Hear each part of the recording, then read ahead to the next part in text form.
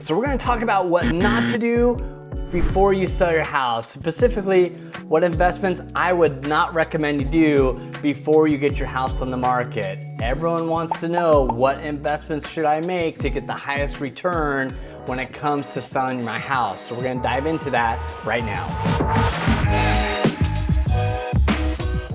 So I was recently out and about and someone stopped me and said, "Hey Greg, listen, if I was to kind of like mess around with my house a little bit, like should I just completely gut the kitchen in order to get like max value out of my house?"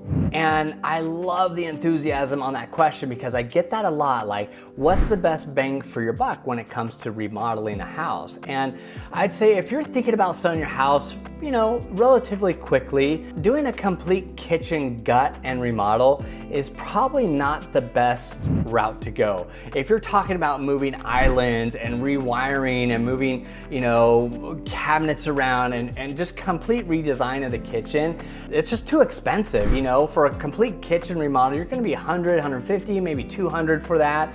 Rather than spending all that money on a complete remodel of the kitchen, let's work with what you have. Maybe let's paint the cabinets, maybe let's change the knobs, maybe let's look under the sink, maybe let's make sure the garbage disposal is working properly. Let's just give it a little facelift. Maybe we can paint the backsplash area if there's no tile or anything. Maybe you can just put up a little new tile if there's tile missing or if it's chipped.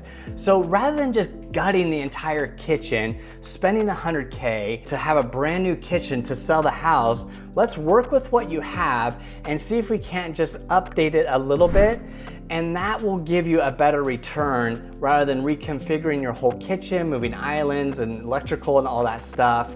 And that will probably save you a lot more money and still get you fair market value for your house.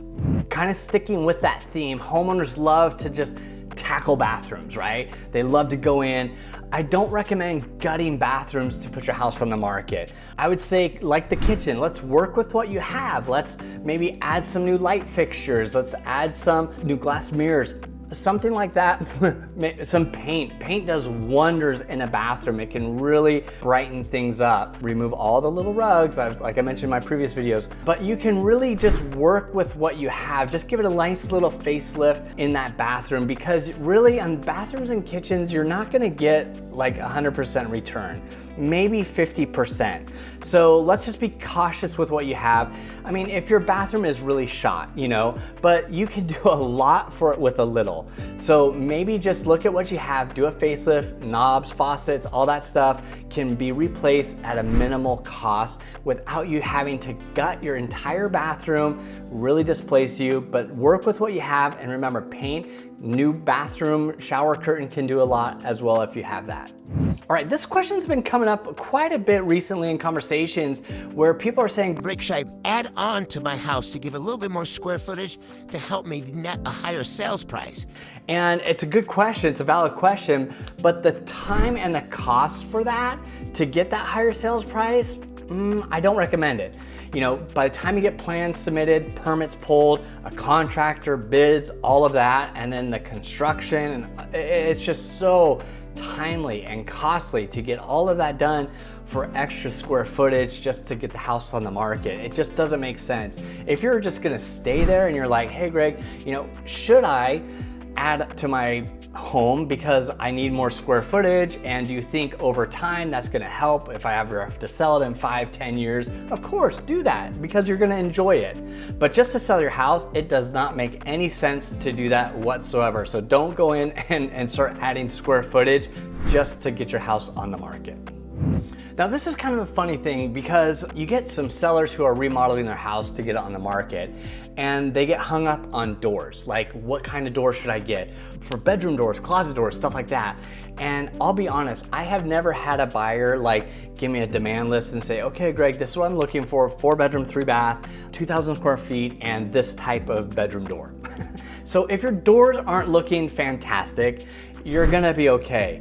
The easy fix to do is maybe some paint and updated hardware, and you're good. So don't worry about doors. Don't overthink it. Just fresh coat of paint and some hardware, and you're good to go. Okay, here's something that comes up quite a bit when it comes to selling a house is the roof. You know, a lot of homeowners, they don't know the age of the roof. It works, there's no leaks, and that's fine. So when it comes to selling your house, if your roof is kind of like aging, you don't need to go and replace it. Just hire a roofing contractor to come out, someone who's licensed, bonded, and insured, to come and inspect your roof. Make sure that they can take care of any nail pops or loose shingles, replace any shingles that are missing or have blown off. Just make sure that the roof is in good working order, and you can get a letter from that company or that roofing company that says so. And then what you can do is give it to your listing agent, who can give it to the home inspector who comes and inspects the roof. That way the home inspector can look at that and they'll do their thing. That way the home inspector can give that to the buyer as well, that says, hey, you know, I inspected the roof. It looks to be of this age, but it looks like the homeowner had the roofing company and it says that the roof is in good working order and it should be good. You can also, if you do have a home warranty, the home warranty could cover that, but just check the details on that and your realtor can help you with that, because as long as the roof's in good working order, then the home warranty will cover the roof and that'll save you a lot of money. So don't go and replace your roof just to get your house to the market. Hire a roofing company or a contractor to come out and just inspect it and get a letter and give that to your realtor to give to the home inspector.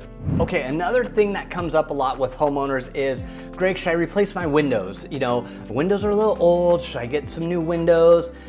Absolutely not. You do not need to go out and replace all your windows. Of course, you know, asterisk mark, boop, boop, boop, boop. If they are broken, if there's a broken seal, if they are not functioning, get those ones replaced and make sure they're operable. But you do not need to replace old windows with new windows. I have never had a buyer come in and say, oh man, which house should I go to? I love that floor plan, but the windows were, you know, I've never had that. If they're working and they're good, the buyers will choose the house. So you don't need to go out and replace all your windows just to get your house on the market. Of course, the ones that are broken, fix, but you don't need to spend all your money going out and replacing windows. Hopefully that makes sense.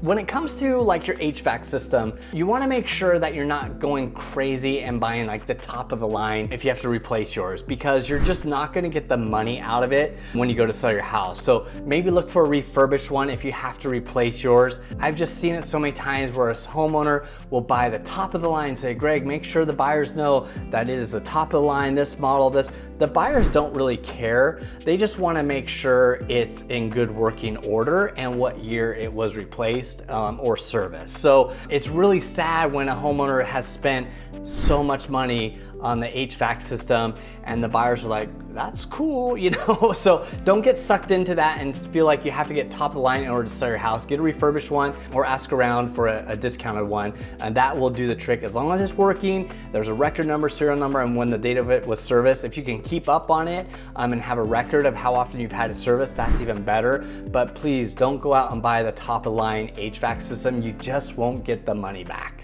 This kind of goes for the same thing with your air conditioner, right? So if you get it inspected and the guy can't give you, you know, a clean pass on that inspection, you're gonna have to go out and get a new one. There's just no way around. People want air conditioning in their home. But again, look for that refurbished model, look for that closeout model. Don't go for that brand new one. You're not gonna get that return.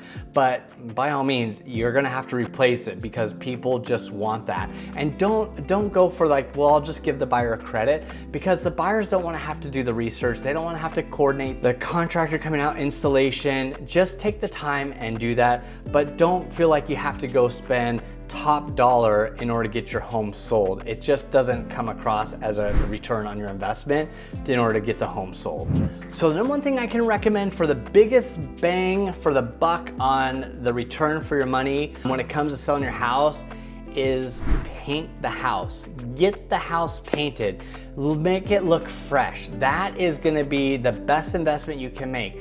Exterior, interior, have it painted. And honestly, this sounds so crazy, but if you paint it white, it is so much easier for people to visualize themselves doing it however they want to, however they want to make it. So when on the interior, keep the walls white, get rid of any heavy colors, get rid of any bright colors.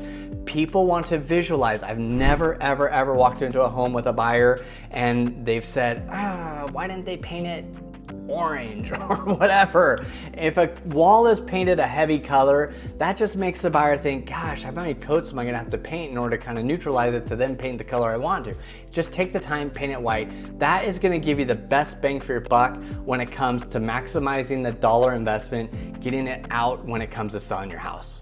The second best thing you can do right now when it comes to selling your house and biggest investment bang for your buck is get a window washer, get those windows spick and span, get all your windows clean, hire a window washer, make sure those windows are clean, because when a buyer comes through and they can see out to the backyard, your beautiful backyard, or that front yard, or that view, and it makes everything so much better. So definitely paint and a window washer and getting those windows clean and that paint on the inside white.